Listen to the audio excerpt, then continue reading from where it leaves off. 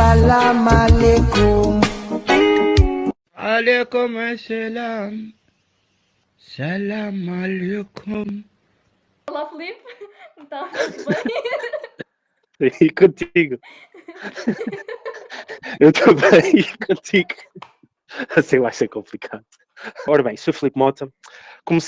Fiz o estágio como que diz, de asneirada. Fiz o curso da Academia de Código em janeiro, abril de 2020, na Bootcamp de Lisboa. Quando a gente acabou, foi no meio da pandemia. A partir daí, fui procurar trabalho e seguir em frente. Por isso já estou aqui um bocadinho meio apresentado. Então, Filipe, porquê que te trouxe aqui? Para nos falar, tipo, tu tens uma história, tipo, extraordinária, eu acho. Que eu até agora nunca ouvi uma pessoa, tipo, que se tornou, em menos de 2 anos, de um júnior para senior developer, e por isso que disse, olha, tenho que trazer tenho que trazer. o Filipe para falar sobre isso, porque a malta acha que isso é impossível e, olha, isso leva 5 a 6 anos. Então... Também eu achava. Sim. Também eu achava. Acredita que também eu achava. Foi.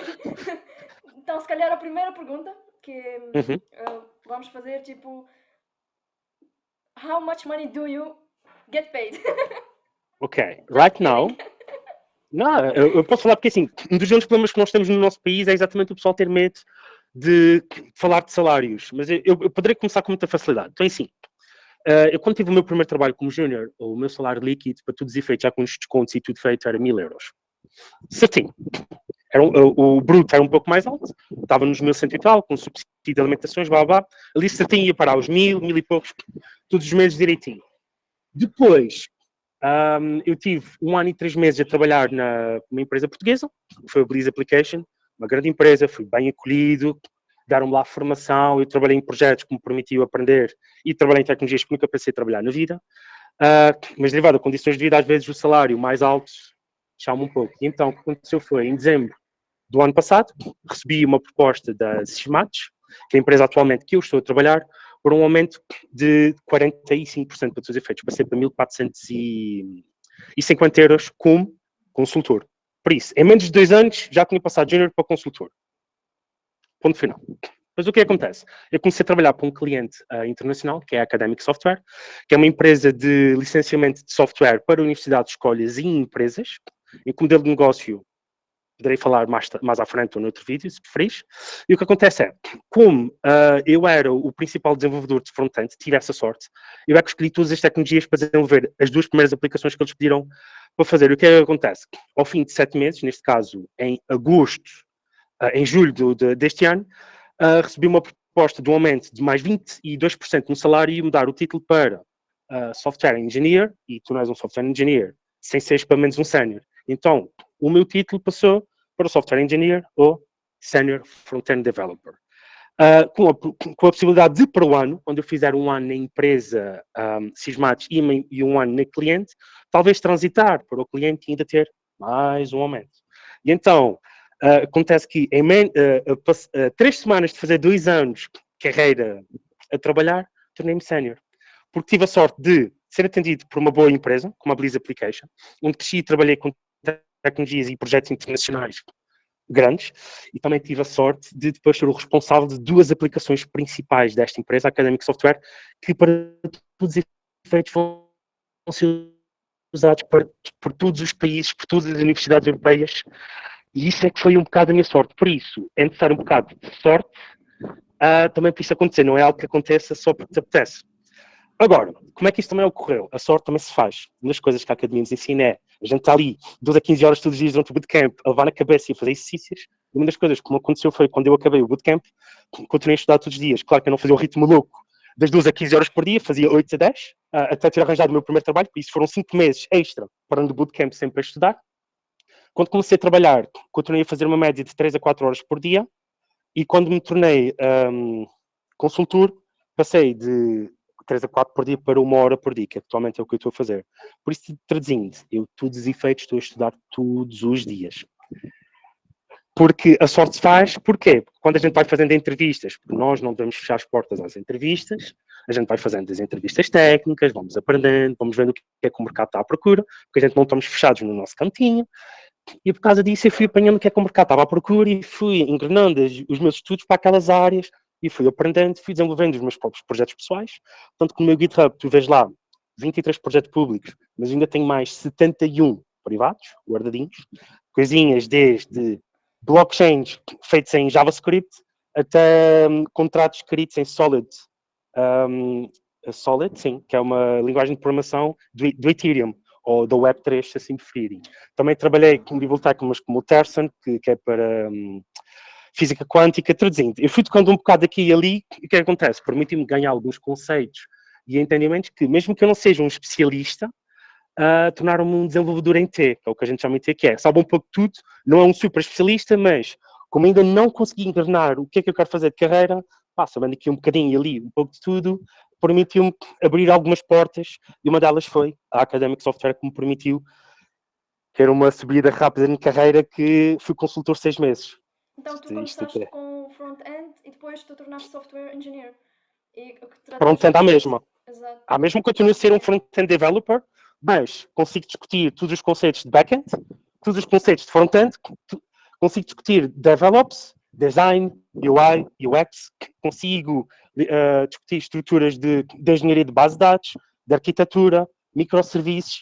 Mesmo sendo front-end developer, eu consigo estar nas reuniões, discutir ideias, falar com eles. Eu posso não ser um especialista, mas para entender um pouco, às vezes consigo alertar, olha, isto, aquilo, dar um ponto de vista um pouco diferente.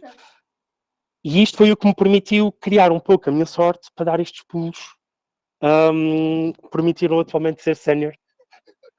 E sorte neste caso é muito trabalho e muita dedicação. Sorte é isso. Acho. Sim, Todos os dias porque estás a repara, estudar, por isso. todos os dias, porque repara, uma das coisas que nos ensinam na academia é estuda, aprende agora, aprende os básicos, que é o que a gente aprende na academia, para depois ir crescendo em desenvolvimento. E quando sais da academia, tu tens 3 formas de continuar a evoluir: experiência, tempo ou estudo. Ou, como a gente gosta de fazer, como programadores, criar uma alternativa caso estas primeiras não nos satisfaçam, que é a combinação das 3. Estudo, experiência e tudo incluído. Foi o que eu continuei a fazer. E é uma das coisas que a academia nos ensina, porque assim, eles metem-nos sobre várias coisas, sobre vários stresses, vários tipos de desafios, vários tipos de problemas, que não é normal termos no local de trabalho. Em 3 meses e meio a gente não desenvolve tanto tipo de arquitetura e tanto tipo de ideia diferente como a gente faz naquele bootcamp. É verdade. Em 3 meses e meio. E o que é que acontece? Eles praticamente nos ensinam o ferro e fogo que faz tudo um pouco, não te tornas especialista de nada enquanto vais começar a carreira, e depois quando começares a carreira, depois depende se queres perseguir o que te dá o maior salário, se queres seguir o teu sonho, se queres tentar fazer o meio dos dois. E consoante tu fores fazendo, o teu caminho vai sendo traçado. Eu, no meu caso, tracei o que me pagava mais, porque a minha vida assim o exigia. Atualmente, estou a começar a escolher aquilo que eu quero, que é uma das coisas fixas que está a começar a acontecer, é que agora que eu já cheguei a um nível de salário e de estabilidade de vida que me permite fazer, estou a começar agora a estudar inteligência artificial e talvez no futuro vai ser por onde eu vou talhar. Mas eu agora tenho a opção de escolher aquilo que eu quero estudar e aquilo que eu quero seguir. Porquê? Não porque eu sei tudo, mas porque eu sei o suficiente por agora para estar como sénior numa empresa, não como team leader, não como CTO, nada de coisas acima, mas como um sénior baixo, pronto, ou um sénior novo, e consigo estar nas equipas e discutir, e com isto absorver o conhecimento deles, aprender a ver coisas novas enquanto também estudo aquilo que eu quero. E talvez no futuro, pode ser que eu consiga fazer o que eu quero na companhia, na empresa que eu estou, mudar de empresa ou abrir a minha própria, o futuro ainda é uma coisa grande. Mas a questão é essa. No meu caso, trabalhei para ter um salário bom, e agora estou-me ao luxo de começar a trabalhar e a estudar aquilo que eu quero. E porquê que escolheste o front-end específico? Não escolheste, por exemplo, back-end, o full stack? Isto é fácil de explicar, por causa do salário. Porque assim, eu quando acabei a academia em abril, eu fiz uma hackathon, em que nessa hackathon eu fiz parte da equipa que ganhou a parte de educação. E por causa disso eu tive contato com muitas das tecnologias do front-end, como a Ionic, o Angular, o JavaScript mais a fundo, que eu já tinha aprendido na academia. E na academia, como eles estavam a ensinar React, eu enverdei por aí. Depois tive o sorte, azar, de durante os 5 meses consecutivos, por causa da pandemia, ninguém estava a contratar. Portanto, dos meus colegas, de 36, só um foi contratado até setembro. desculpa, até agosto. Depois em agosto foi contratado 3 e depois em setembro é que já foi contratado quase metade da turma, comigo incluído. Então o que acontece? Como eu tive 5 meses sem trabalho, a estudar 8 horas, 9 por dia, pá, estava a seguir o front-end, foi aquilo que eu aprendi na Hackathon. Na Hackathon eu tive contacto com mais de 1000 recrutadores e na altura tudo o que estava a procurar era front-end. O mercado estava saturado de back-end. Faltava pessoal para fazer a parte. E é aqui que eu vou conseguir o meu primeiro salário, é aqui que eu vou conseguir o meu primeiro trabalho, nem cedo nem tarde. Eu posso dizer que das 125 entrevistas que eu tinha feito até o dia 2 de setembro de 2020, para back-end, eram quase todas. Para o front-end só tive 2. Uma delas é a empresa na qual eu comecei a trabalhar. Por isso o back-end eu não estava a arranjar trabalho. O front-end apareceu, foi onde eu comecei. E pronto, e a vida tem seguido assim. Não quer dizer que eu não passo para back-end, porque eu faço algum desenvolvimento de back-end. Eu, como freelancer, o ano passado desenvolvi back-end em Java e o front-end em React por uma associação italiana de direitos humanos e de outras coisas, mas neste momento o que paga as minhas contas é o front-end. Completamente. Completamente. Exato. E o que é que achas tu, neste momento, o que é que as empresas estão à procura agora, neste momento, depois de 2 anos de tu acabares o curso da academia, o que é que estão à procura? Mais back-end, mais front-end ou full stack? Vou dizer assim, depende da qualidade do trabalho que eles querem. E vou dar exemplos. Por exemplo, nas equipas que eu estou a trabalhar, tudo back-end é tudo full stack. Ninguém é 100% full back-end. Só que a questão é que, quando a gente mete eles a fazer o front-end, eles não conseguem entregar a mesma qualidade que eu consigo, porque eu sou mesmo especialista em várias tecnologias do front-end. Eu consigo desempenhos, lógica e até código que é muito mais perceptível e fácil de compreender do que eles têm conseguido debilitar. Então o que acontece? Para o front-end, se a empresa quiser uma qualidade a sério, eles não vão contratar um full stack. Vão contratar mesmo alguém especialista de front-end. Se para o back-end eles quiserem um back-end com qualidade, tanto o full stack como o back-end developer consegue fazer, porque a maior parte do full stack developers, por norma, gastam mais tempo a fazer o back-end do que o front-end. Por isso, ambos estão mais do que qualificados para fazer o back-end com facilidade. Agora, a questão é que, o que é que vai diferenciar um back-end developer de um full stack? Vamos à realidade. Não existe back-end developers. Todos os back-end developers sabem fazer algum front-end. Todos eles tiveram contato com JavaScript, todos eles tiveram contato com HTML e CSS. Por isso, todo o back-end developer, na realidade, é um full stack developer. Já um front-end developer, nem todos são full stack developers. Isto, na realidade, que eu tenho apanhado. Não quer dizer que seja a total realidade atualmente, mas aquilo que eu apanho, todos os back-ends com que eu já trabalhei, todos sabem fazer alguma coisa no front-end. Sabem pegar numa página, sabem criar ali umas tabelas, sabem pôr ali uns gráficos, umas imagens, umas pequenas animações e qualquer coisa. Como eles já sabem pesquisar, e a gente sabe que o motor de pesquisa é o nosso melhor amigo e a documentação, eles também o sabem fazer. Já o inverso é diferente. Se tu pegares num front-end developer, meteres-lhe para fazer Java, .NET, Node.js, para back-end, eles vão ficar tão perdidos com os conceitos que tens de ter para o back-end que mais vale nem sequer contratar um front-end para fazer back-end. Certo. Pronto. Sim. Mas isto é a minha opinião. Yeah.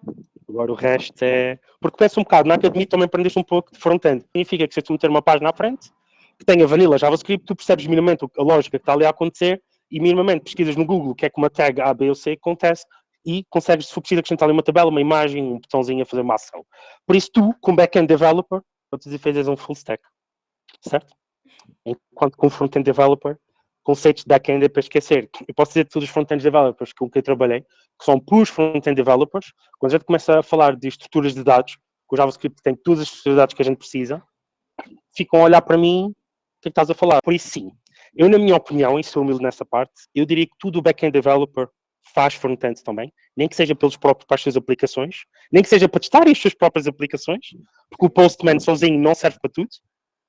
E também, se pensarmos bem, eles utilizam bibliotecas como o Swagger e outras bibliotecas que tu requer alguma configuração e aquilo está-te uma página pronta. Por isso eles nem que façam um front-end de documentação da aplicação deles. Por isso, tudo back-end faz front-end. E eu acho que essa é a realidade, atualmente. Respondendo à pergunta inicialmente, o que é que o mercado está à procura? É como eu disse, depende da qualidade. Se quiserem um site mesmo, tudo XPTO, tem que ser um front-end developer incluído. Se não se preocuparem muito, só querem as funcionalidades, é back-end ou full stack, garantidamente. Por isso, há mercado para os dois. Boa. Literalmente. Sim, porque a pergunto-te isso porque às vezes vejo alguns vídeos assim no YouTube a circular. Ok, tens que escolher uma especialização. Tipo, quando mais te especializares, consegues trabalhar mais e muito melhor como front-end ou back-end do que como um full stack developer, sabes? Por isso queria. Certo, certo. Sendo que, para o primeiro trabalho, não te especializes em nada. Tende a aprender tudo um pouco, porque ao aprenderes tudo um pouco, demonstras. Certo. Estás disposto a aprender, estás disposto a suar um bocado para aprender as tecnologias que a empresa precisa e arranjas o primeiro trabalho. E depois lá dentro, começas a trilhar o teu caminho.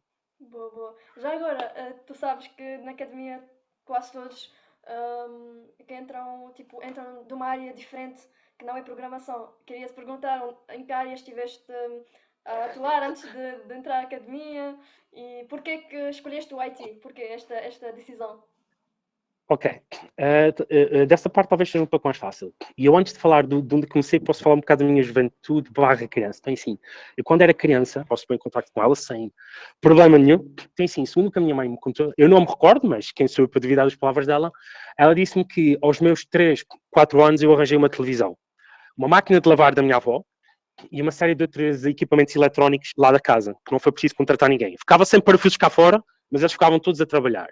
E eu, aos meus 6 anos, construí o meu primeiro computador. O que é que acontece? Eu queria ter seguido a área de informática já desde que eu era criança. Mas por causa do divórcio dos pais, coisas normais da vida, eu segui uma outra área, tanto que aos 14 anos comecei a trabalhar como distribuidor de publicidade, daqueles trabalhos de verão. Aos 16 anos comecei a trabalhar como técnico de limpeza, e depois eu segui a área da tecnologia no secundário, mas chumbei o 12º, não interessa. No ano seguinte fui voltar e tirei técnico de manutenção. Pá, a primeiro o curso estava aberto, quando eu cheguei à escola para me inscrever, o único que temos aqui com vagas é este. E pá, olha, como todas as disciplinas que eu tinha eram compatíveis, a única coisa extra que eu tive que fazer foi mecânica. Fiz, acabei o curso e segui viagem. Então o que é que eu fiz? Fiz técnico de manutenção, fiz soldadura, depois em 2011, 2012 apareceu a oportunidade da área da aeronáutica em Portugal, a Embraer estava a investir com fartura, eram precisos muitos técnicos especialistas da construção e maquinação de peças de avião. Terei uma especialização de alguns meses de técnico de manutenção de componentes aeronáuticos no IFP de Setúbal, fui trabalhar para a Embraer em Évora e essas coisas todas. E estive lá pouco mais de um ano. Depois, a fábrica teve assim uns problemas, mandou umas quantas pessoas para fora, ou melhor, não renovaram contratos, e eu fui, e tive a sorte de ir para uma loja informática aqui no Montijo. Trabalhei lá durante 5 anos. Durante esses 5 anos sempre tentei arrancar com a parte da programação, tentar aprender, mas como eu fiquei responsável de uma loja, depois fiquei responsável de 2 lojas, depois 3 lojas, ainda fiquei responsável de um restaurante, por isso tinha 3 lojas e um restaurante também cargo, e não tinha tempo para estudar. Chegava a casa cansado, nem vale a pena. Siga-me. Em 2019, por eu já ter vários contactos e ter feito tudo um pouco naquela loja, eu praticamente fazia desde design, a recursos humanos, contabilidade, fazia de tudo um pouco, literalmente. Era o homem dos 7 ofícios, como se costuma dizer. Fui contratado por uma empresa para ser assistente de recursos humanos, em que o meu ordenado literalmente era quase o dobro do que eu estava a ganhar como técnico informático. E eu, nem certo nem coisa, aceitei. Depois, a minha personalidade depois tem as suas partes giras. Eu, como não sou uma pessoa de me deixar de mandar abaixo, e quando alguém começa a ser injusto, ou eu sei que está a tomar más decisões, eu mando a boca cá para fora e alerto, e se ele começar a gritar comigo, eu grito para trás. O meu chefe, da altura, a gente praticamente já estávamos a começar a focar com azeites um do outro. Então o que acontece? Ao fim de 10 meses de trabalho, eu disse, isto já não é para mim. Não, desculpa, 10 não, 8 meses, isto já não é para mim, vou-lhe mandar à fava. Enquanto eu estava no trabalho praticamente sempre com preguiça para fazer alguma coisa, aparece-me num vídeo do YouTube a publicidade da Academia de Código. E eu, penso assim, tenho algum dinheiro de parte, e agora nem é cedo nem é tarde, já estou quase a metade da minha vida, pá, sempre quis chegar à área da programação, é agora. Inscrevi-me, chumbei no primeiro, como é que é quando a gente vai fazer workshop? Chumbei no primeiro, mas eles gostaram, disseram que eu estava já lá perto, faltava só estudar mais um bocadinho, fui ao segundo, passei e puf, comecei a 13 de janeiro de 2020, o bootcamp. 2 anos depois, 2 anos e meio, cá estou eu. Quem diria que uma decisão sentado no escritório a ver um vídeo no YouTube faz diferenças na vida. No meu caso foi exatamente isso. Muda a vida, não é? Por isso, na academia ensinam-se, decisões mudam vidas. E no meu, ver um pequeno vídeo, uma velocidade que nem 30 segundos tinha, caraças, fez toda a diferença. Sempre dizem que às vezes a melhor coisa que podes fazer é ouvir aquela vozinha que está sempre aí. Ok, é isso, quero seguir o meu sonho e pronto. Mas depois a vida dá Exato. as suas voltas, mas depois acabamos por sempre ouvir aquela voz atrás, não é? pronto, onde eu queria chegar é que nunca é tarde, eu com 33 anos mudei de vida e pronto, olha, talvez tenha 30 anos de trabalho pela frente, talvez não, depende se uma pessoa fica milionária ou não ao longo do trabalho, porque a programação tem muito isto, a maior parte dos milionários que apareceram nos últimos 30 anos foi por causa da área da programação, pode ser que a gente tenha a sorte disso nos acontecer também, lá está, as ideias vão aparecendo, as oportunidades, é uma questão de se aproveitar, mas seja como for, a programação é daquelas áreas que dá para subir muito na vida, estarmos muito bem estabilizados. Mas claro, isto não é só flor, como o teu nome, porque nós temos muita dor de cabeça, muito estudo, muita noite em branco, porque a nossa cabeça começa a pensar em problemas até nos dar a solução. Nós até sonhamos com os problemas, isto vai acontecer a todos os programadores, mas uma coisa depois começa a acontecer, quando tu começas a saber o suficiente, não é saber tudo, não é saber demais, tu começas a reduzir drasticamente as tuas horas de estudo. Tanto que, atualmente, eu já estou a começar a perceber que eu poderei reduzir 1 hora por dia a talvez começar a ter que estudar só 3 vezes por semana e talvez para o ano eu vai a começar talvez a estudar só 1 vez por semana. E bem feitinho, talvez daqui a uns 2 anos, 3 anos passe a ser 1 ou 2 vezes por ano, que é as atualizações das tecnologias. Por isso, ao fim de algum tempo, nós não temos que estar sempre a estudar. Claro, temos que estudar todos os anos, mas depois terá mais as atualizações e pronto, e pouco mais.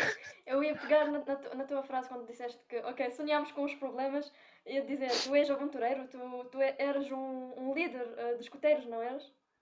Era isso. E és ainda? E ainda sou. Ainda, ok. Já estou nos escuteiros há 30 anos, mas pronto, isso. Boa. Ia-te perguntar quais são os desafios que encontraste, tipo, e como é que os desafios que encontraste durante este período de tempo como programador e como é que, o que é que fazias para ultrapassá-los? Ok, tem sim. A minha resposta é exatamente o que as pessoas não devem fazer. Mas então, o que é que eu fazia? No trabalho, quando encontrava problemas que eu não conseguia resolver, fazia o que a academia nos ensinava. Eu estava 30 minutos, 1 hora e depois ia pedir ajuda. Mas, como acontece em qualquer trabalho, nem toda a gente tem todos os dias horas disponíveis para nos ajudar.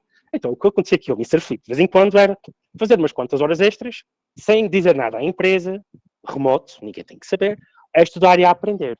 Por isso, eu tive dias de trabalho em que eu cheguei a fazer 20 horas de trabalho no mesmo dia, no qual só fui pago 8 horas, mas que se lixe. Porquê? Porque hoje em dia estou a ter os frutos em termos de salário desses dias. Claro que nestes dias são dias para esquecer, mas é como tudo. Nós temos as nossas lutas, as nossas batalhas e nós vamos seguindo. E desafios que eu tenho tido e problemas. Às vezes, no front-end, isto é uma piada, mas como centralizar uma tabela no meio do ecrã, pode ser uma coisa que pode parecer que vai demorar só 20 minutos, mas pode demorar de repente 8 a 10 horas, só porque todas as soluções que tu encontras na internet, nenhuma funciona, porque o teu projeto específico utiliza um CSS em alguns componentes que não permitem usar aquelas soluções e então tu tens que ir partir da cabeça a ler a documentação e estás a pensar em soluções e de repente estás por ti a tentar 8, 10, 15, 20, 25 soluções diferentes, não estou a brincar quando digo 20, 25 soluções diferentes, até que finalmente uma resulta, para que no dia a seguir tenhas o teu manager a dizer, ei, o espetáculo está a funcionar, agora tens é que apagar isto tudo e tentar de novo, porque hoje tens que fazer agora já não é ao centro, é um pouco mais abaixo. Mas entretanto, o que tu gastaste ontem, aprendeste, mesmo que não memorizes o código, sabes o que existe, sabes o que não existe no futuro. Se precisares, vais ao Google no instantinho, olha, eu sei que a tag ou o CSS é isto. E encontras. Outros problemas que eu tive, às vezes, como lidar com dados. Um dos grandes problemas no front-end que tu tens é, isso é tudo muito bonito, como é que tu mandas uma imagem para o back-end? Tens várias hipóteses. E depois tens que preocupar com a estrutura dos fecheiros. Porque assim, uma imagem de 100 kilobytes, se formatares mal no front-end, aquilo pode crescer 30%, ou pode duplicar tamanho, ou até ficar mais pequenino. Tens problemas assim. Ou então, o back-end manda-te os dados numa estrutura assim, tudo amanhosa, porque eles, no lado deles, por causa da base de dados que utilizam, não sei o quê, não conseguem ser tão flexíveis como nós no front-end, e depois quase que tens que fazer o IRS dos dados para os transformar da forma como tu precisas e depois manipulá-los para mandar para o back-end. A questão é que tu facilmente crias um esparguete de código que é uma coisa louca. Agora, o que vai acontecer a muitos desenvolvedores, e a mim aconteceu, eu sei que acontece, é que tu fazes o código, está a funcionar, tu sabes que aquilo está sólido, mas sentes vergonha do que tu escreveste, por isso nem sequer vais criar o PR para o developer. Então o que é que vai acontecer? O desenvolvedor vai tirar uma noite em branco para tentar fazer alguma coisa melhor. E se for preciso, no dia a seguir, perdeu tudo o que fez, não tem nada para entregar, mas entretanto aprendeu mais uma ou duas coisitas. Outro problema que pode acontecer, que não são muito bonitos de acontecer, é entregam-te um problema, tu gastas 2 horas à procura, não consegues perceber o que é que aquilo está a acontecer, porque estás a receber os dados do back-end, o front-end, o código está tudo direitinho, até que discorda-te, mas espera lá. deixa-me tentar perceber, mas porque é que isto não está a trabalhar? E de repente daste por ti, as strings que o back-end está a mandar, tem ali uns símbolos todos manhãos e aquilo é o que está a partir o front-end. E tu, mas porque é que isso acontece? E depois gastas 1, 2, 3 horas de documentação a perceber como é que as coisas trabalham por debaixo dos panos e das por ti já se passou o dia de trabalho e entretanto ainda não resolveste o problema. Epá, coisas assim na vida de júnior é tão comum acontecer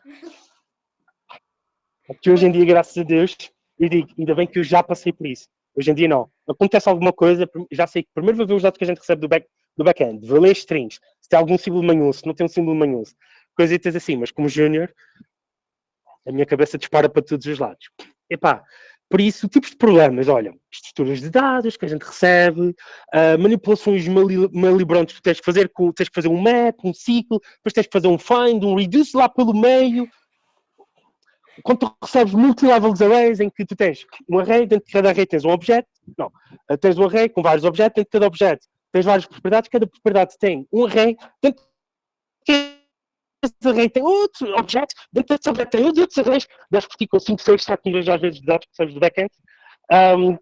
E depois tens outro problema, é que tu começas a manipular os dados e tentas e depois vais parar a problemas de referência. Porque uma das coisas que o JavaScript tem, que a maior parte das linguagens não tem, são as referências, em que quando tu fazes alguma coisa igual a alguma coisa, em vez de ele criar algo novo, não, vai-te criar uma referência. O que significa que quando manipulas aquilo novo, ele está a modificar o antigo, não o novo. Por isso, quando escreves um código com 100 linhas, pensas que aquilo está a trabalhar, fazes experimentar e aquilo não funciona nada, e tu primeiro percebes que aquilo trabalha com referências, olha, foi das piores coisas que eu tive a aprender. Eu demorei 5 meses a perceber que o JavaScript fazia referências.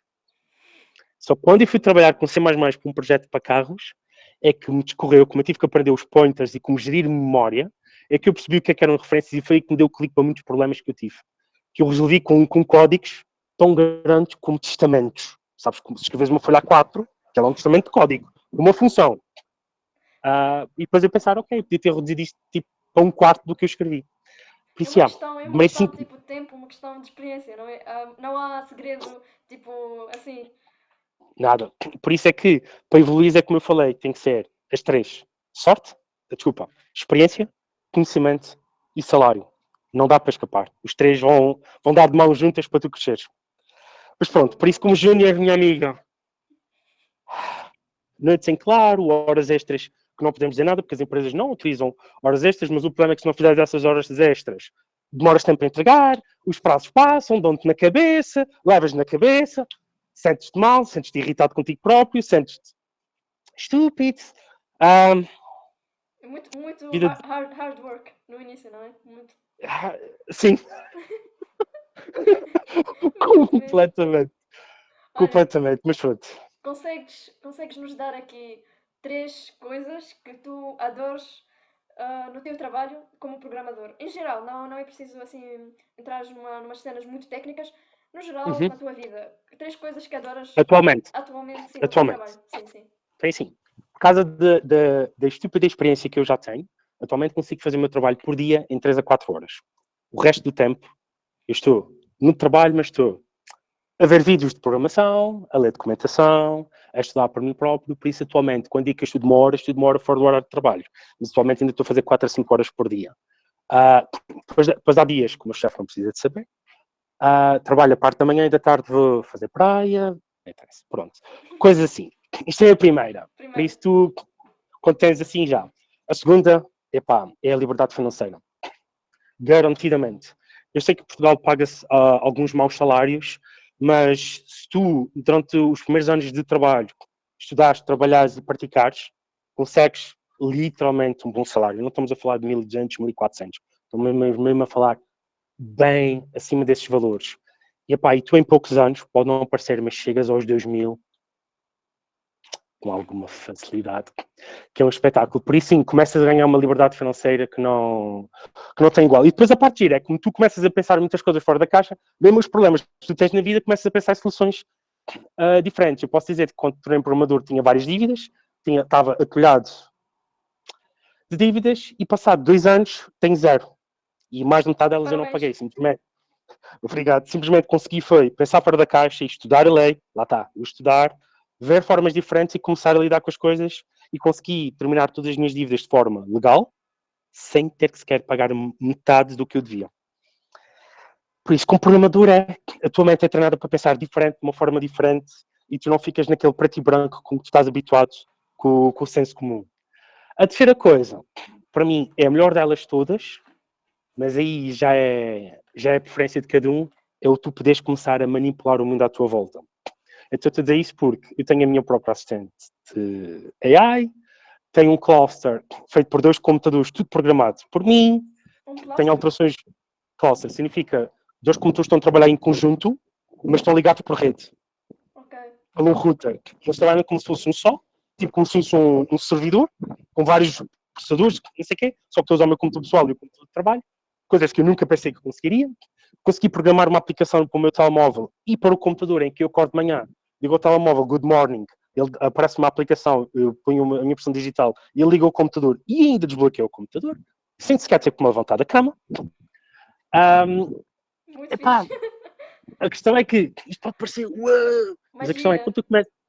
Mas quando tu começas a perceber como é que a programação trabalha e tu começas a aprender como pegar grandes problemas e dividi-los em coisinhas muito pequeninas, as coisas tornam-se muito fáceis. Eu posso dar-te um exemplo hoje. No meu trabalho a gente fez o final do... Esqueci-me agora do nome, a sério. Normalmente a gente faz no Agile, a gente faz... Esqueci-me do nome. Os sprints. Os sprints na empresa que são 2 semanas. Os sprints, sim. Hoje a gente fez a reunião final do sprint para ver o que é que foi feito, o que é que não foi feito e o que é que foi feito. E eu tinha lá um ticket, o mais pequeno tinha 44 tarefas. Então o que é que acontece? Eles deram-me um ticket, uma coisinha pequenina, e eu dividi aquilo em 44 tarefas. O segundo tinha 51, o terceiro tinha mais. Pronto, então o que acontece? Eu consegui entregar tudo a tempo e horas porque eu fui sempre dividindo tudo em coisinhas pequeninas. E quando há um problema, basta ver o código, olha, naquela função, pumba. Então a terceira coisa é essa, é a capacidade de começar a transformar grandes problemas em coisinhas muito pequeninas e tu começas a ser muito mais fácil planear e dividir as coisitas para ir fazendo.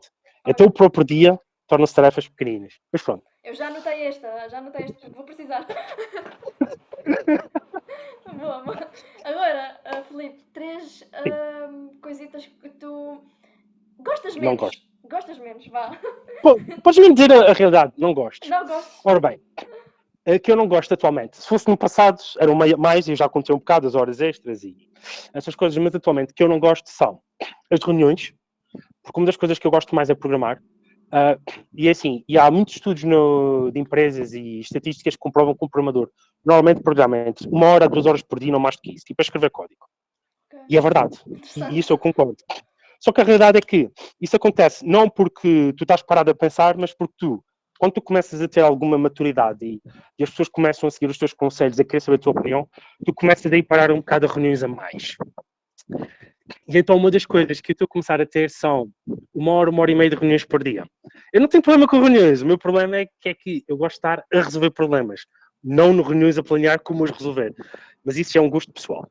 Há quem prefira estar a fazer reuniões de planeamento e essas pessoas estão perfeitamente legítimas, fazem 2, 3 anos de vida de programador e depois tornam-se managers, project managers, o que for e seguem a vir aí, como já têm experiência de programador, melhor ainda, sabem fazer a divisão das tarefas e isso tudo melhor. Por isso, que atualmente eu não gosto são as reuniões. Mas essa é o menor das 3 coisas que eu não gosto. A segunda, que eu gosto menos do que a primeira, é os computadores. Vou explicar. Atualmente, para os programadores, normalmente os computadores são um computador normal, de 1.000, 1.200 euros, que é um bom computador, mas é 6 núcleos, 10 núcleos, 16 GB de RAM, normalmente tem discos de 512 GB. Não interessa se é Apple, se é Windows, se é Linux, a questão é, normalmente são boas máquinas. Só que a questão é que, quando chegas à área de sénior, tu não estás propriamente a ter babysitting contigo. Significa que, quando tu és junior, se for preciso, estás a fazer um front-end, mas o back-end que estás a consumir está online. Significa que na tua máquina só estás a consumir o front-end. A questão é que, quando estás a sénior, e tu tens que ter a certeza que tanto o back-end como o front-end trabalham em conjunto, de repente tens na tua máquina a correr.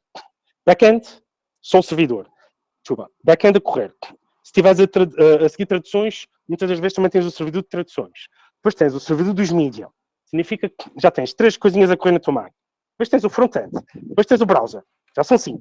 Depois tens mais tabs para documentação, tens que ter, se for preciso, o e-mail aberto, tens que ter a rede social que a empresa quer, pode usar, pode ser o Slack, pode ser o Team.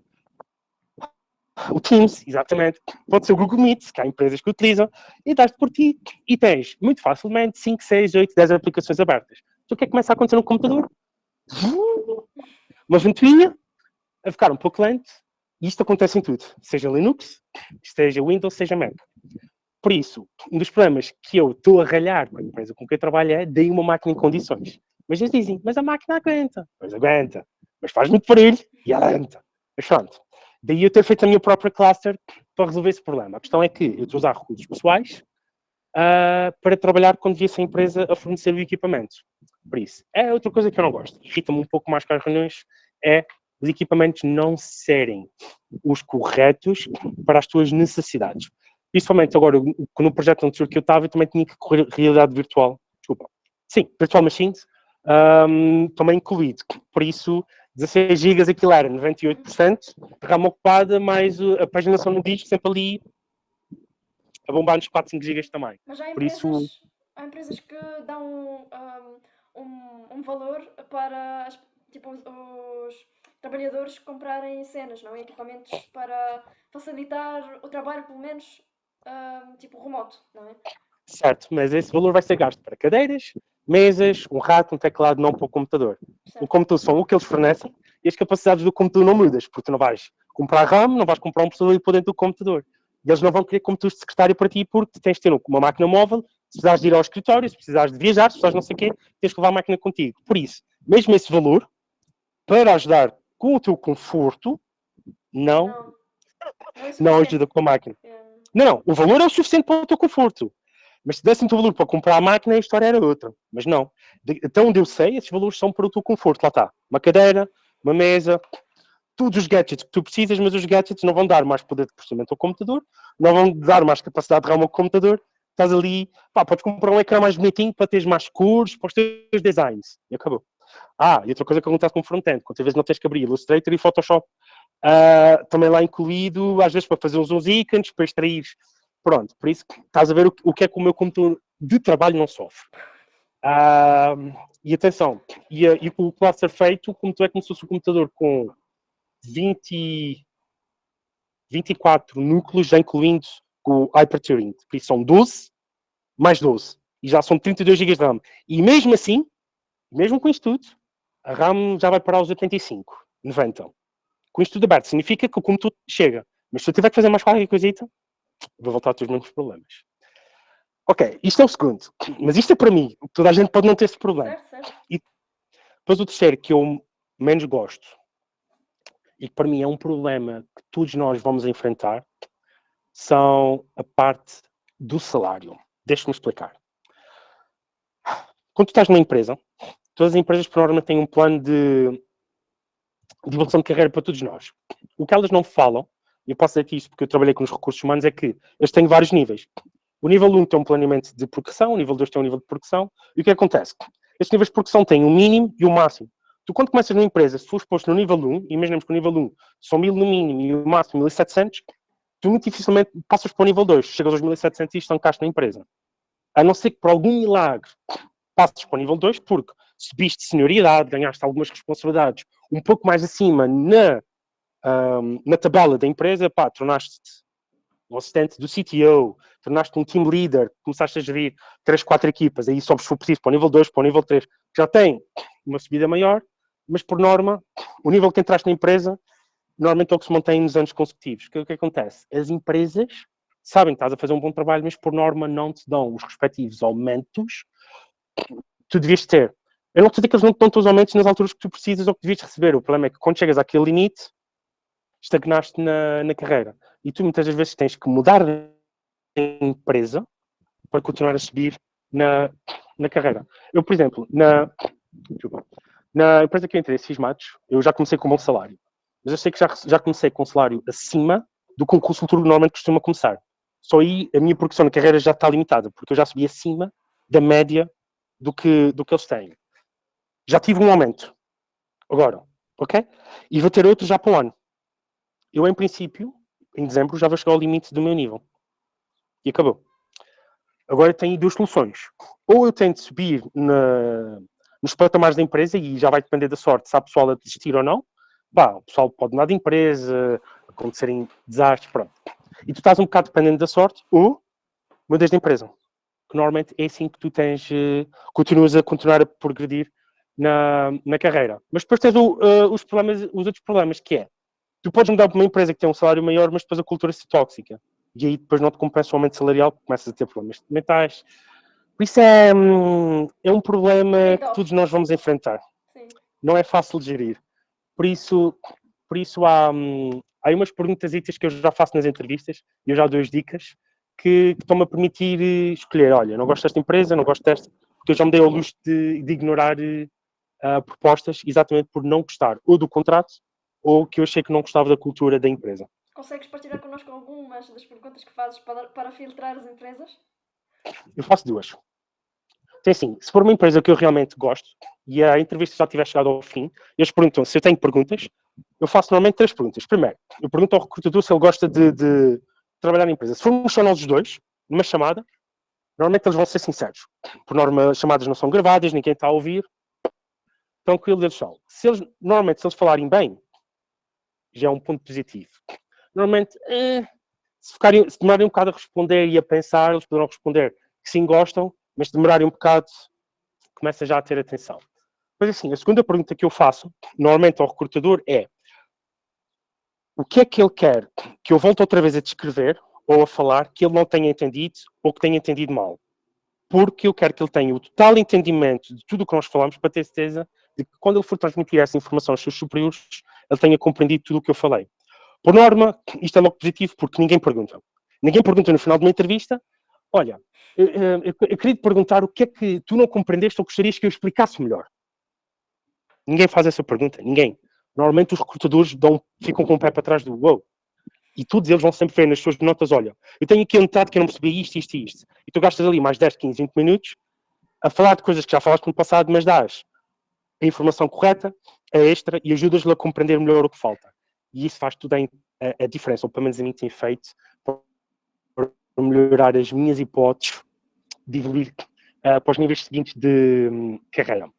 Nas entrevistas técnicas, quando eu recebo o resultado, normalmente eu contacto o técnico ou o recrutador e eu pergunto-me se podem dar um plano detalhado do que é que eu fiz mal. Porque grande parte das entrevistas técnicas que eu fazia até o ano passado, eu chumbava. Dou-me com problemas que eu tenho certeza que a gente nunca vai ter muito trabalho, mas não deixam de ser entrevistas técnicas. A maior parte das empresas não dão resposta de volta, mas as que dão, a gente aprende alguma coisa. E isso também tem-me ajudado a evoluir. E estas são normalmente as perguntas que eu faço. Agora, só há uma pergunta extra que, quando eu não estou a gostar, ou eu acho que eu não vou gostar da cultura da empresa, eu normalmente pergunto, que é, se o recrutador, ou o entrevistador técnico, consoante quem tu apanhares, me pode dizer porque é que eles ainda estão a recrutar pessoas se a empresa tem, por exemplo, 90 pessoas. Não é uma empresa pequenina, 90 pessoas já é considerado uma pessoa, de uma empresa média em Portugal. Normalmente, empresas assim, de acima de 60 pessoas, eu pergunto o que é que eles ainda estão a contratar. E depois vai depender da resposta. Se eles disserem que ainda estamos a expandir, ganhamos novos projetos e precisamos de montar equipas para esses clientes, poderá não ter uma cultura tóxica. Se disseram porque estamos a precisar de pessoal porque temos falta de pessoal, aí poderá já significar que as pessoas estão a sair por talvez ter uma cultura tóxica. E quando é cultura tóxica, não precisa de ser uma cultura que as pessoas estão a gritar ou que estão às lutas. Poderá ser uma cultura em que eles vão procurar o culpado. Apareceu um problema, vão diretamente à pessoa, tu resolves. E pronto, e fazem pressão e essas coisas todas. Mas isso já sou a ser picuinhas. Mas acho que são bons conselhos para quem ainda não tem experiência no mercado e pronto, é isso. Tipo, aprendemos com os senior developers, como tu. Tipo. Ui. Pronto, toda a gente lá chega. Toda a gente lá chega. Okay. Se tu consegues, tipo, voltar para trás para falares com ti próprio, com o Filipe, quando acabou de acabar, pronto, a academia, por a exemplo? academia, assim, o bootcamp. Que tipo de conselhos ias lhe dar? Tipo, assim, 2 ou 3? Eu diria só um. Só um. Só um, basta, porque foi o que na altura decidi fazer quando acabei o bootcamp e a decisão mantém-se a mesma, que é literalmente o que nós aprendemos na academia. Não desistas. Okay. Há quem vai demorar mais tempo, há quem vai demorar menos tempo, tem 5 meses para arranjar trabalho. E tive colegas que arranjaram ao fim de um mês porque sabiam falar alemão. Ok, pá, são coisas assim. Mas por não ter desistido, 5 meses a estudar, pumba, arranjei trabalho, e hoje em dia vejo os resultados. Por isso, o único conselho que eu tenho que dar às pessoas é, se formos a pôr uma boa frase, é continuar a estudar, mesmo que o que tu estás a estudar nunca vais usar na vida, a experiência, a forma de pensar, vais sempre usar noutras coisas, e o não desistir fará toda a diferença. Porque na academia nós temos um suporte que normalmente não estamos habituados a ter. Eles ajudam-nos a procurar o nosso primeiro trabalho. Por isso, é o único conselho que eu tenho a dar é não desistas. Boa. Por mais arte que isso seja. É isso. Sempre em frente. Pequenos Sempre em passos, frente. mas depois vais chegar. Podes levar mais tipo, tempo, podes levar menos tempo, mas vais chegar lá. Tipo, não te preocupes. É o segredo do compound, que é juntas um bocadinho a bocadinho e ao final de algum tempo tens um bolo muito grande. Tanto para experiência como para conhecimento. E depois, quando tu começas a fazer muitas entrevistas, olha, posso contar uma história engraçada. Eu, como ao longo do verão fui fazendo várias entrevistas, teve consultores que foram saltando de empresa para empresa. Os recrutadores. Eu tive recrutadores que fiz o recrutamento numa empresa e depois fiz entrevista com eles noutra empresa. Epá, e isso teve a vantagem de que eles já me conheciam, gostaram da primeira, pegaram logo, avança. Por isso, o compound serve para tudo, não só para o conhecimento, até para as pessoas que nós vamos conhecendo dentro desta indústria. E esta indústria tem muito de gente, mas não é assim tão grande quanto parece. Pelo menos atualmente. Ok. Eu ia pegar no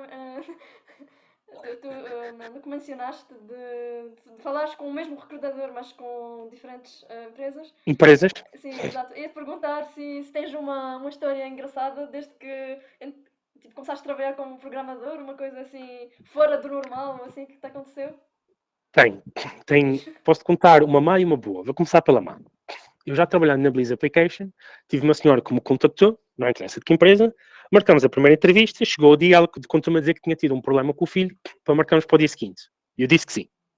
No dia seguinte, ela voltou-me a contactar para remarcarmos para o dia seguinte, porque ela teve um problema no trabalho e que não conseguiria ter tempo. Eu, sim, senhor. No dia seguinte, voltou-me a contactar a dizer que afinal não podia ser naquele dia porque tinha um problema familiar para marcarmos para a semana seguinte. Marcamos. Chega o dia, chega à reunião, eu entro, ela não aparece. Mando-lhe mensagem no LinkedIn e ela disse que não entrou porque, como não respondia ao e-mail, pensava que eu não queria ter uma reunião. Yeah. Esta foi a situação mais esquisita que eu tive em termos de mal. Depois, como é que resolveste isso? Tipo, já não foste. Calma, eu falei com a senhora, perguntei se ela queria marcar então uma outra reunião. Ela disse que, uma vez que eu tinha abandonado a reunião marcada, já não podia fazer nada. Pá, ainda pensei se fazia queixa dela ou não aos superiores, porque isso encontrar os superiores é muito fácil hoje em dia no LinkedIn. E eu pensei, ok, ela supostamente tem um filho, não me vai chatear. Mas, feito macaco, fui consultar dos chefes dos recursos humanos e perguntei se conhecia esta senhora. Ele disse sim, porque há algum problema. E eu disse que sim, que tinha várias reuniões que tinham sido marcadas, tinham sido adiadas, sempre por razões familiares, mas neste momento não estava a conseguir contactar a senhora para marcar então uma reunião final e era só para perguntar qual era o e-mail de trabalho disso. E ele disse-me, para lá, ela disse que tinha um filho. E eu, sim, mas ela não tem filho. Eu fui contactar para saber o e-mail, pronto. E portas e travessas, explica ela tudo na cara, o seu motivo não interessa. E ele agradeceu e disse que iríamos nós, eu e ele, marcar uma reunião, e tive realmente uma reunião com ele no dia seguinte, em que ele me fez a entrevista, mas que ele ia tratar da situação com ela. Não sei o que aconteceu, não segui. Eu, se quiser, posso ao LinkedIn ver o que aconteceu com a senhora, mas neste momento não é. Esqueci-me da senhora, estou-me a lembrar agora, por causa disso. Situação engraçada. Então vamos começar. Como tu sabes, na academia, mal é, antes de acabares o bootcamp, tens ali uns dias de entrevistas com empresas que a própria academia convida a participar no evento deles. Como é normal. Está aí tranquilo? Então o que acontece? Eu tive uma entrevista com uma senhora nessa semana. No mês seguinte, voltei a ter uma entrevista com essa senhora numa outra empresa. Tudo bem, a gente falou um bocado, o que é que ela me deu, não sei o que, ela tive um aumento salarial, assim posso ir trabalhar para mais perto de casa, segue em frente. Passou-se uns meses, e em agosto tive uma entrevista outra vez com essa senhora, mas já numa outra empresa. E ela falou-me que não tinha gostado de outra empresa, que tinha-se mudado, e olha, estava a fazer outra vez a entrevista comigo. Tudo bem, entretanto comecei a trabalhar, ela contactou-me ano passado para saber se eu queria fazer uma atualização do meu perfil, e eu disse, sim, claro, não sei o que, fui fazer uma entrevista com ela, e ela já tinha aberto a sua própria empresa de recrutamento. Por isso, em 4 empresas diferentes a mesma pessoa. Então uma das coisas que ela fez foi, todas as pessoas que ela já tinha entrevistado, levou os perfis todos dela com ela, então ela abriu uma empresa já com uma série de perfis de vários profissionais. E aproveitou e atualizou o meu. Pronto. Então, tive 4 entrevistas com a mesma pessoa para 4 empresas diferentes. Essa foi a mais engraçada. Muito interessante. Boa, boa. Eu acho que Por isso. neste aspecto eu é muito positivo. Noutros aspectos, se calhar não é. Epá, olha, a questão é que uma das coisas que a gente não deve fazer atualmente é dar o valor à coisa. Porque, e agora olha, estamos aqui a falar de um conselho, vou dar um conselho que todos nós devemos fazer. Nós somos uma empresa. Cada um de nós é a sua própria empresa. Nós prestamos serviços. Tudo bem que temos contratos sem termos, temos contratos XPTOs, mas nós somos a nossa própria empresa. Nós fazemos serviço em troco de pagamento. E o nosso pagamento é à hora, por norma, ou ao dia, ou ao mês, whatever. Mas nós somos empresas, nós prestamos serviços. Por isso, se o nosso serviço for programação, nós somos pagos pelo nosso trabalho. Nós negociamos os nossos salários, fazemos um contrato e assim sucessivamente. O que acontece? Tu hoje tens a EDP, se não gostares do serviço deles, ou se tiveres uma outra empresa de eletricidade mais barata, tu vais querer ir para outra empresa possivelmente, ou não. Tu é que escolhes. E a EDP não vai chorar, nem vai andar a berrar, nem te vai pôr em tribunal só porque tu deixaste de prestar os serviços, prestaste os serviços com ela. Tu, enquanto trabalhador, podes fazer o mesmo. Procurares quem te pague mais pelo mesmo trabalho. Porque tu deves te tratar como uma empresa. Somos seres humanos, mas nós estamos-nos a vender. Porque se pensarmos bem, todos nós trabalhadores nos vendemos. Vendemos os nossos serviços. Por isso é que nós temos currículos, temos as redes sociais, LinkedIn e outras coisas. Por isso, nós somos as nossas próprias empresas. Exato, exato. E Boa, porque isto é um bom conselho que deve ser dado. eu acho que isso é um excelente conselho porque há muita gente que na parte técnica são. As pessoas são muito boas como sendo programadores e têm facilidade e tudo, mas na parte de se venderem e falarem de si próprio, tipo, não sabem se vender bem e por isso causa aquela diferença de salário entre um que, assim, em termos técnicos, não sabe muito, mas sabe se vender, e outro que, pronto, sabes do que estou a falar, não é? Certo? Opa, e isso nota-se, por exemplo, na empresa que eu trabalho atualmente, nós temos outros front-ends, developers. Em termos técnicos, atualmente, eu sei que sei mais que eles, porque eles vêm pedir ajuda a mim, mas todos eles ganham mais que eu. Lá está, porque as capacidades de venda deles foram superiores. Não tem problema. O que é que eu fiz? Falei com eles e perguntei o que é que eles fizeram. Já aprendi, agora da próxima vez, quer dizer, já estou a ter os resultados porque já estou a ter as promoções. Por isso, sei perfeitamente o que estás a falar. Às vezes, Olha, essa parte. a parte mais difícil, se calhar, a malta não faz é negociar o salário nos primeiros empregos, ou no primeiro emprego. Mas, no geral, agora com a tua experiência e com tantas entrevistas que já fizeste, 2 ou 3 conselhos tipo de negociação de salário, como é que te vendes melhor? Ok, então a primeira coisa que eu faço é, quando eles chegam à parte salarial, eu não saio de nenhuma entrevista da primeira fase sem discutir o salário. É a primeira coisa que eu faço. Eu não termino nenhuma entrevista sem primeiro sair de lá com uma ideia do salário que eu quero. Que eles tenham uma ideia do salário que eu quero. E não me interessa se isso me faz chumbar para a empresa ou não. Porque eu sei, já me aconteceu, eu tive uma entrevista uma semana passada em que o recrutador disse que não poderia avançar com o meu processo porque o meu pedido de salário era alto demais para eles. Sem problema. E sei aquilo que vale, sei aquilo que vou ter para o ano. Queria ter mais cedo, claro, mas se tiver que aguardar, aguardo e lá chegarei. Então a primeira coisa é perguntar qual é o range salarial que eles estão preparados para negociar. A maior parte dos recrutadores vai dizer, olha, nós aqui podemos ir entre os 1.000 e 1.500, imaginemos. E tu pegas depois no salário que tu tens atualmente, se já tiveres um trabalho. Se não tiveres, tenta pegar tipo um terço. Por exemplo, se for de 1.000 a 1.500, um terço será tipo 1.150 ou 1.200. Não tens problema. E tu dizes, olha, eu gostaria de receber 1.200, mas é negociável. Imaginemos, fui para o primeiro trabalho. Se já tiveres, tenta pelo menos dar sempre um salto de 20, 30% no salário. Não tenhas problema em pedir mesmo 20, 25. Eu pedi 45, tive 40. pá, parece-me ótimo, está tudo ótimo.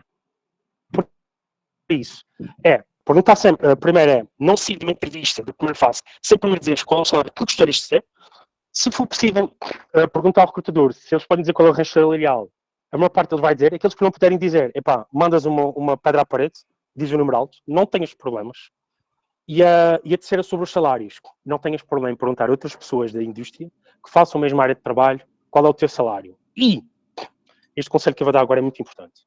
Se tu souberes de uma pessoa que tem menos técnica do que tu, faz um pior trabalho do que tu, mas ganhar mais do que tu, não vais refilar. Guarda para ti a informação. Ok, ele está a ganhar mais de 200 euros que eu. Tudo bem. Vou agora fazer aqui uma lista de todos os tickets que eu fiz, de todas as coisas que eu melhorei, o que é que eu consegui trazer para a empresa. E assim que eu fizer 6 meses de empresa, ou se já tiveres mais de 6 meses, fala com o chefe, olha, eu gostaria de fazer uma entrevista não, quando chegar à altura de fazer a avaliação, normalmente as empresas fazem 3 em 3 meses ou de 6 em 6 meses, quando for fazer a avaliação, estás ali a falar com o teu manager e estás a dizer, olha, eu tenho isto que fui capaz de fazer, consegui trazer isto de valor à empresa e eu acho que mereço um aumento salarial. Se o teu chefe disser que não, começar a fazer entrevistas para outras empresas. Pá, é a realidade. Ok? Mas há momentos para tudo. Perguntas se alguém ganhar mais do que tu. Podes ficar chateado, podes ficar irritado, mas não explodas na cara de ninguém, não chateias ninguém. Espera pela tua reunião de performance, de avaliação, chegas lá preparadinho, fui capaz de fazer isto, fui capaz de trazer isto. Acho que merecia um aumento salarial. Como é que é? É possível ou não é possível? Se a empresa disser assim, olha, é possível, mas nós só ao fim de um ano de avaliação é que coisa e tal. Ok, muitas empresas esperam um ano de avaliação e faz sentido porque ao fim de um ano é que eles têm um ano inteiro de trabalho, sabem o que é que tu consegues trazer de valor à empresa e consegues negociar. Bem, mas não tenhas medo de começar a falar sobre isso. Não tenhas. Nem que seja na segunda ou na terceira reunião de avaliação. Caso a empresa diga que não, agora não, normalmente tens de estar aqui 1 ano e meio, 2 anos antes de poderes começar a ter aumentos salariais. Começa a ver o que é que o mercado te dá. Só mais uma coisita. E agora aqui vai depender da tua personalidade, que é o seguinte. Se tu recebes uma proposta muito superior à empresa atualmente que trabalhas, o meu conselho é simplesmente mete a tua resignação. Se recebes uma proposta, não tentes aproveitar essa proposta para teres um aumento salarial na tua empresa. Isto porquê? Porque uma das coisas que acontece, e os recrutadores das empresas falam entre elas, é a integração da pessoa. Se tu tiveres uma proposta melhor, apresentares a tua resignação e me das para outra empresa, ninguém te pode dizer que tu tentaste aproveitar daquela proposta para teres ganhos pessoais na empresa. Mas isso já vai depender. Isto é o que eu faço. Recebi uma proposta melhor, eu não vou estar a dizer à empresa que me fez a proposta, olha, eu usei-vos para conseguir ter uma melhor coisa na minha empresa, onde eu estou a trabalhar. Não. Fizeram uma proposta melhor, muda simplesmente. Não tenhas problema com isso, não tenhas vergonha. Se alguém perguntar o que é que estás a sair, olha, recebi uma proposta melhor, eu como sou uma pessoa com integridade, aceitei a proposta deles, eu não tenho problema nenhum mudar, porque a minha vida é minha, sou eu que lido com ela, eu sou uma empresa, e aquele passa a ser o meu cliente, paga-me melhor, e eu tenho o direito de cortar serviços com clientes ou recusar prestar serviço a clientes. Mas isso sou eu que já sou um pouco mais duro, não tens que fazer isso, mas é uma coisa extra que eu digo. Sim. Mas lembra-me dos freelancers. Também os freelancers dizem que só sou uma empresa e tenho clientes. É a mesma coisa, não é? Exatamente. Mas pronto, da minha parte é isso que eu tinha a dizer. Entretanto, ias a perguntar qualquer coisa? Sim, bem, ia-te perguntar, no caso tu se tiveres a oportunidade de quebrar alguns mitos, os estereótipos sobre a tua área de especialização, o que é que farias? Quais são os mitos e estereótipos mais assim, comuns, vamos dizer, que andam? Ok, os mitos mais comuns do front-end é que o front-end é só uma única linguagem de programação. Mentira, tens que saber sim. É o primeiro mito. Não é uma coisa fácil, não é tão fácil porque eu já ouvi muito back-end developer, o front-end é fácil, é só pôr umas informações lá no ecrã e já está. Mas quando eu começo a mostrar que enquanto que eles trabalham com 2, 3 linguagens, eu tenho que trabalhar com 5, se não com 6, e quando eu tenho que ir para o WebAssembly são 7 e 8 ao mesmo tempo, isto é o primeiro mito. Front-end não é fácil. Não vou dizer que o front-end é mais difícil que o back-end, mas o front-end é um desafio totalmente diferente do back-end. Outro mito que nós temos é que é o monstro de 7 cabeças. É um monstro de 7 cabeças que não dividis em coisas em pequenos problemas. Se dividis, de repente, uma coisa de 7 cabeças, torna-se um pequeno ratinho de cada vez. e tu consegues combater um rato de cada vez. Se vier uma enchente deles, não consegues, mas um de cada vez consegues. Outro mito que normalmente acontece, e acho isso fascinante, é o medo e a vergonha de pedir ajuda. Se estivessem encalhado, pede ajuda, porque é assim, custa mais à empresa estar-te a pagar para fazer nada do que estás a aprender com alguém. Mesmo que esse alguém te insulte. Quando digo insultar, não estou a dizer chamado de nome, estou a dizer, outra vez, mas não te consegues safar. Pá, há pessoas assim. Há pessoas assim, e nós temos que aceitar que há pessoas que lidam assim. Mas de seguida, elas refilar e vão-te ajudar. Então te ajudam, tu aprendes mais um pouco e da próxima vez que tiver aquele problema ou algo parecido, já não vais pedir ajuda. Já vais poder dizer a ele, olha, tu és um refilão de primeiro e graças a ti eu já me consigo safar nisto, nisto e nisto. E o que é que vai começar a acontecer? Essa pessoa vai começar a gostar de ti e dela. Ok? Por isso, não tenhas medo de pedir ajuda. Quarto, e isto não é bem um mito, mas é uma prática. As pessoas têm a mania de usar o Google, pesquisar os problemas e irem a sites como Stack Overflow e blogs, ver as respostas e siga para bingo.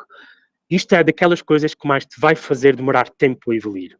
Se tu procurares uma solução, descobres a solução e logo de seguida gastares uns minutinhos aí de ler a documentação do porquê da solução ter que ser aquela e ser assim, acredita que a longo prazo vais crescer tão rápido, mas tão rápido, que começas de deixar de procurar em Stack Overflow e começas a procurar de outra forma, que é, hoje em dia eu vou ao Google todos os dias pesquisar coisas, mas não é a solução. Eu lembro-me que o JavaScript tinha uma função, uma biblioteca que fazia X forma, mas eu já não me lembro da sintaxe, então vou ver a sintaxe. Vês a sintaxe? Já sei. Sigam. Isto é outro mito. Epá, aprendam a ler a documentação, mais as resoluções que encontram. Faz-vos um aumento de experiência e aprendizagem que não tem uma coisa a ver com outra. Por isso é que na academia diziam, vaiam ler a documentação, vaiam ler a documentação. É daquelas que a gente mais ouviu. Pesquisem, mas não se esqueçam de ler a documentação. Outro mito que a gente apanha, que é um programador é uma pessoa que está o dia todo debaixo de uma gruta a programar e ele faz todas as construções. Epá, sou-te sincero. Eu como programador vanilla, e não aqueles puros, aprendo mais e desenvolvo mais do que aqueles que fazem tudo.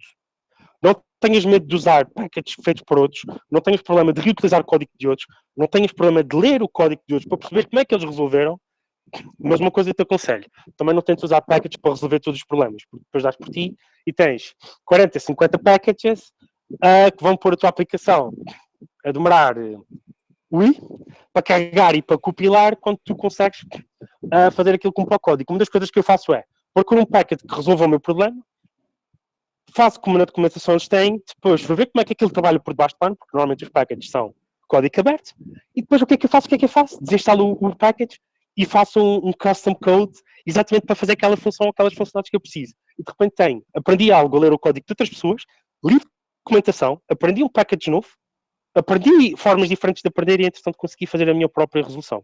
Tanto que hoje em dia eu estou a trabalhar num projeto da Academia de Software, que é um dos projetos mais revolucionários da Europa para a educação atualmente a ser desenvolvido, e o projeto tem pouco mais de 9 packages.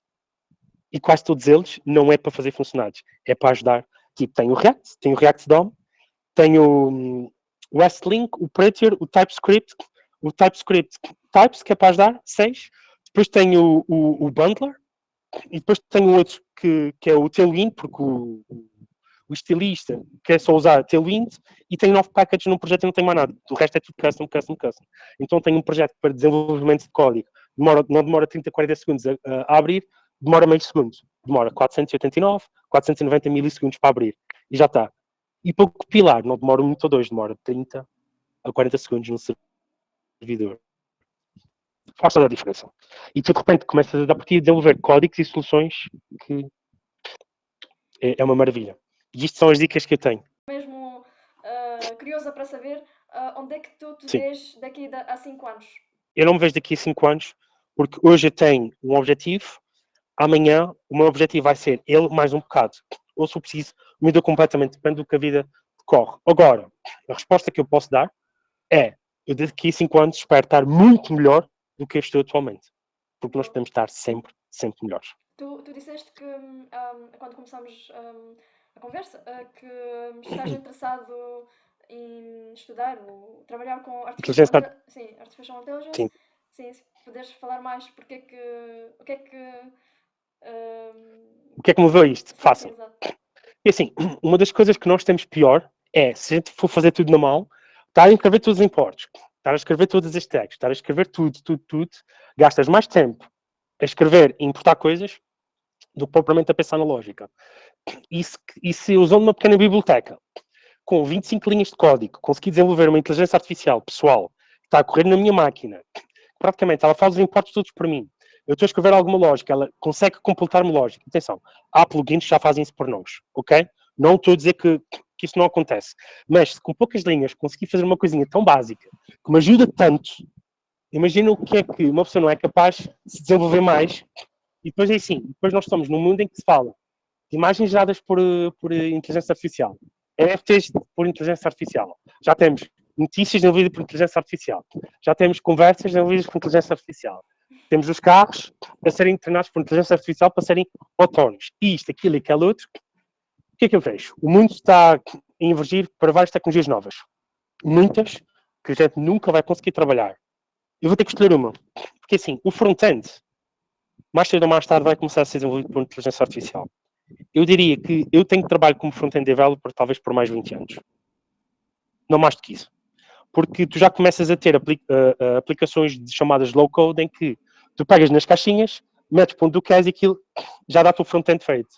Claro que, se queres coisas mais complexas, ainda tens de desenvolver código por baixo. Mas a questão é que, para aplicações simples, para sites simples, tu facilmente consegues desenvolver um site inteiro em menos de 30 minutos. Principalmente templates já prontos, com Bootstrap e coisas assim. Então, o que acontece?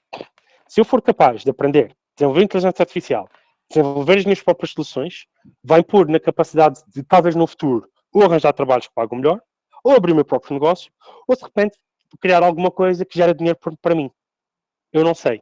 Mas sei que a inteligência artificial é como ensinar uma criança. E todos nós gostamos de ensinar a crianças. Então, pá, ainda não sou pai. Então, por que não? Por que não? Mas pronto. Mai. Uma mensagem à malta que está a começar a mesma jornada que tu. Ok, no front-end ou no back-end, ou em ambos. É que as mensagens são diferentes. Em termos, tipo, para programadores que estão a começar na área de IT, seja em que área for, de especialização. Mensagem. Pá, é praticamente resumir tudo aquilo que foi falado. Não desistam, continuem a estudar, não tenham problemas de pedir ajuda, não tenham problema de ler o código dos outros, não tenham problema de ler tutoriais e desenvolver alguma coisa fora daqueles tutoriais, tipo, fazem a aplicação e fazem mais umas coisas extras, e acima de tudo, não tenham problema de dizer que querem trabalhar numa empresa por causa do salário. Eu estou a falar disto porque agora lembrei-me de uma coisa. Quer dizer, uma das coisas que os recrutadores têm falado normalmente os desenvolvedores é que quase todos eles falam de sonhos.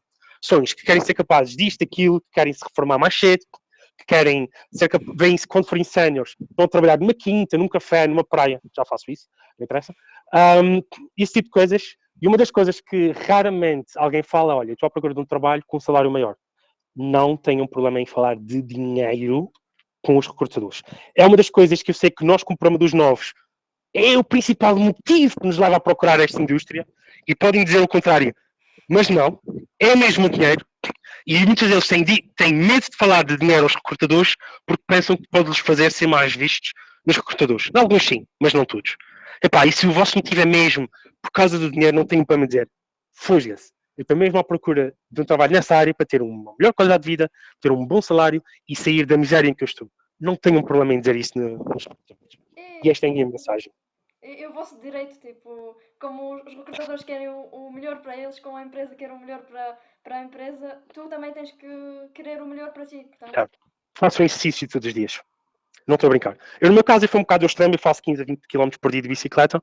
Não precisam de fazer essa loucura. Basta caminhar em meia hora. Mas acredita, uma das coisas que eu vejo com os meus colegas que estão há 6, 8, 10 anos, não só é o aumento de peso, como também os problemas de tudo que eles estão a começar a ter, exatamente por estarem sempre sentados e pouco exercício. Pá, é o último conselho que eu dou. Façam exercício todos os dias.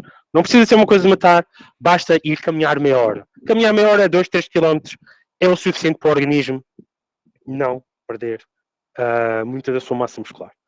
É a última coisa que me falta dizer. Para os nossos amigos novatos ou séniores, porque este vídeo, se tiver uns quantos anos na internet, poderá ainda continuar. Eu espero que estas mensagens sejam válidas daqui a 5, 10, 15 anos do que são atualmente. E tudo o que eu disse é só do meu ponto de vista. Por isso, se tiverem uma realidade diferente, Se tiverem opiniões diferentes, eu só tenho muito uma coisa a vos a pedir, que é, falem aqui com a Flor e peço com ela para vos fazer uma entrevista.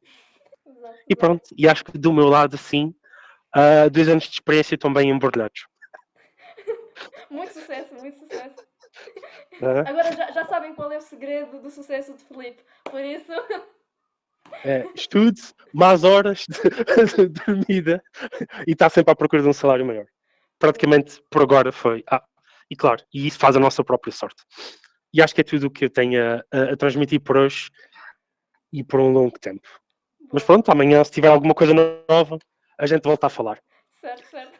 Voltamos a fazer a Certo. segunda parte da entrevista, ou da conversa.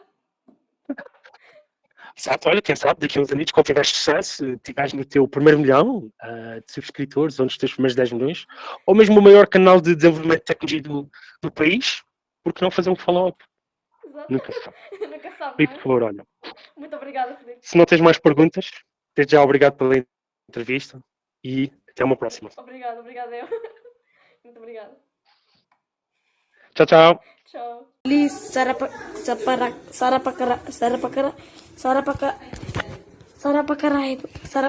Yes, yes.